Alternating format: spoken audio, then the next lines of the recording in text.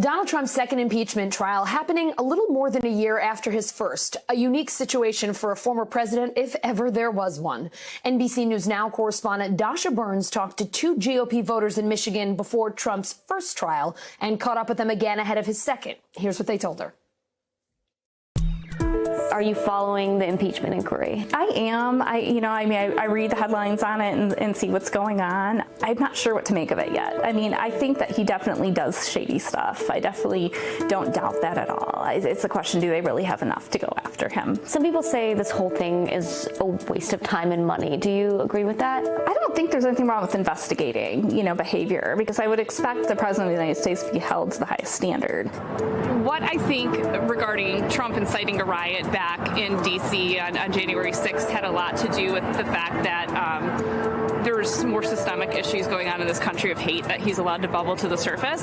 And, he's standing back and just saying, well, I had nothing to do with it. My rally that day had nothing to do with it. And that's, to me, no different than standing in front of an open container of gasoline with a match, and saying, I didn't know it was going to explode.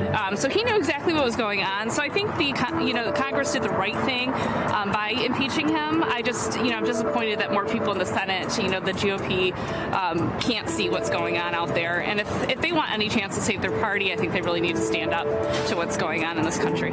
Do you agree with the impeachment inquiry? No, I do not. Why not?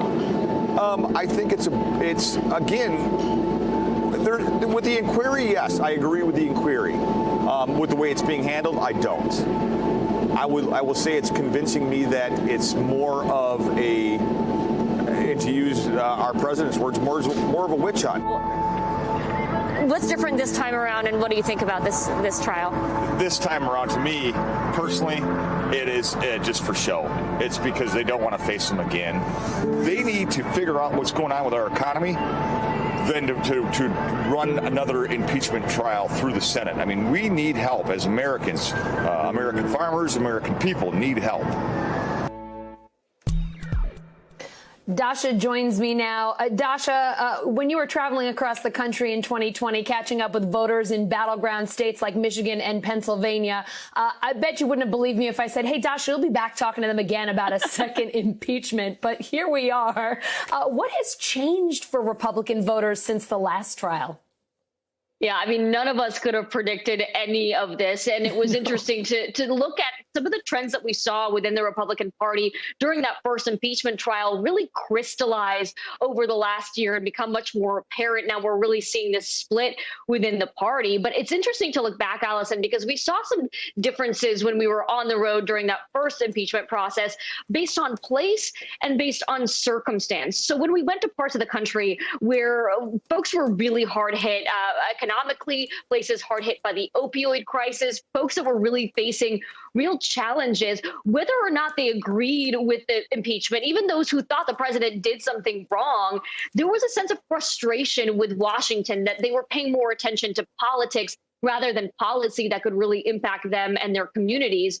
Fast forward to today, and we have a crisis on our hands that everyone has been impacted by. And so even when I talk to folks like Katie Morse, who you just heard from there, who is clearly very upset with the former president, wants to see him held accountable, I get a sense that some folks, even like her, are a little bit jaded this time around. They feel like they've seen this show before. They know how this is going to play out. And there is a sense among them that there's a difference with this subject matter, that we all sort of saw this play out in front of our eyes. But still, I get the sense that they want to wrap this up quickly. And to another point, Allison, you and I and many of our viewers were glued to our TV screens today, but a lot of Americans weren't. A lot of Americans were not watching this. They were dealing with personal struggles.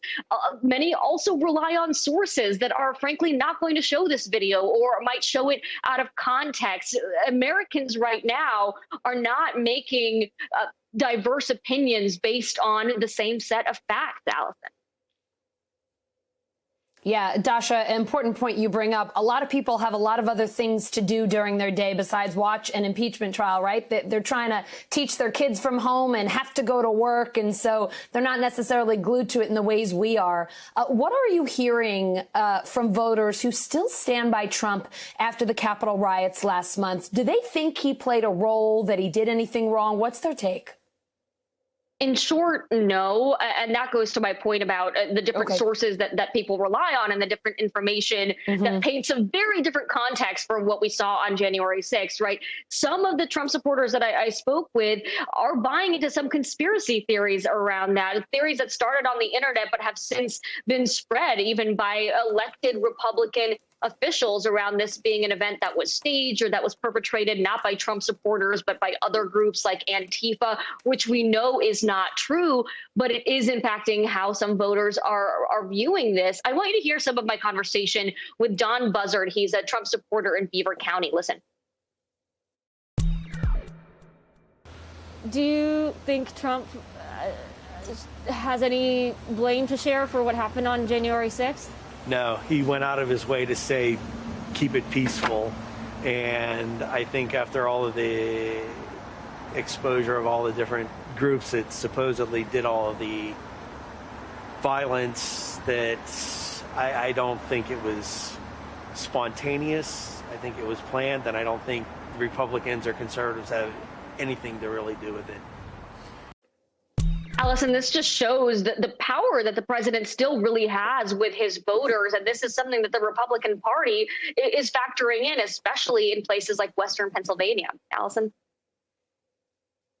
Dasha, thank you so much. And thanks for going back to all of those places to ask these questions we just didn't think you'd ever have to ask. Appreciate it.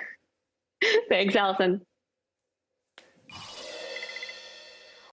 Hey, NBC News viewers, thanks for checking out our YouTube channel. Subscribe by clicking on that button down here and click on any of the videos over here to watch the latest interviews, show highlights, and digital exclusives. Thanks for watching.